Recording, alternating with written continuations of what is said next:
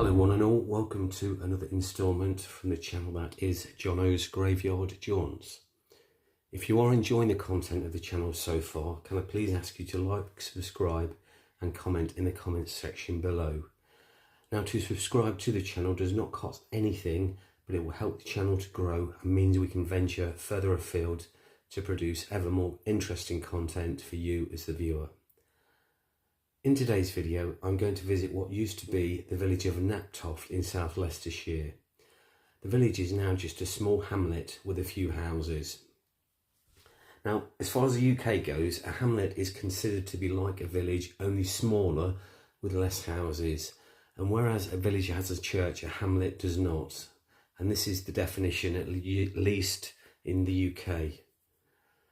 Now, Knaptoft Village itself was mentioned in the Domesday Book of 1086, which is, and I quote, a comprehensive record of the extent, value, ownership and liabilities of land in England, made in 1086 by the order of William I. So essentially, the Domesday Book is a very old historical record of land ownership in the UK. Now, a map shows where the village of Knaptoft sits in relation to the County of Leicestershire.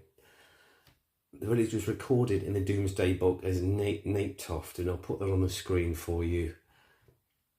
Specifically, I'm going to visit St Nicholas Church in all that remains of the village of Knaptoft.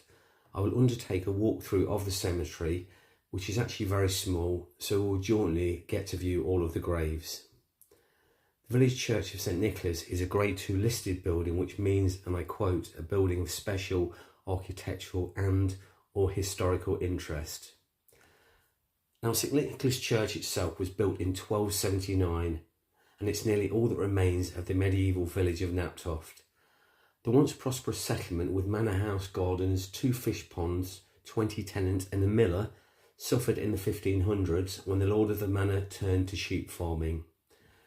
Now, move to sheep farming in turn meant there was less need for workers, which became an added factor in the subsequent decline of the village.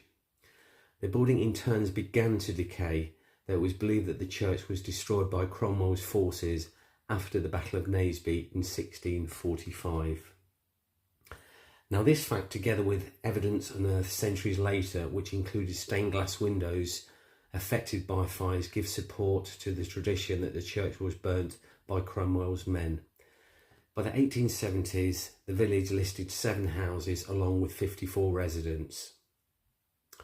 Although the church itself fell into disrepair in the 17th centuries, burials still took place in the churchyard and even within the church ruins.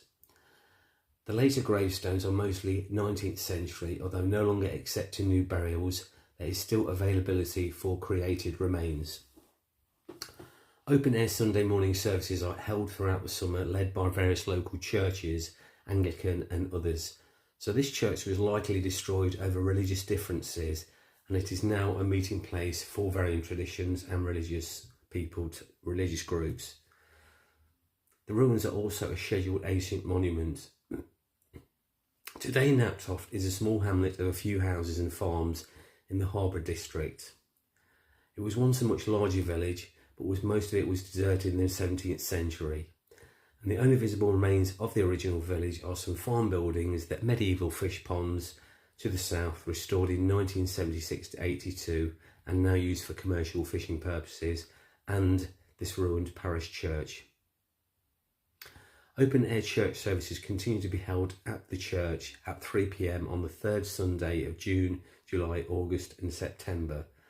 Now, notable residents, or former notable residents of Knaptoft, include Sir George Turpin, 1529 to 1583, who was an English Member of Parliament, and John Moore, who died in 1619, who was an author and church minister and a parson of Knaptoft. Now that, guys, concludes the video. Thank you very much for watching. Please add a comment in the comment section below, and if there's any videos on topics that you would like me to undertake, or people, please again add in the comments section. Thank you very much for watching. I hope you enjoy the content.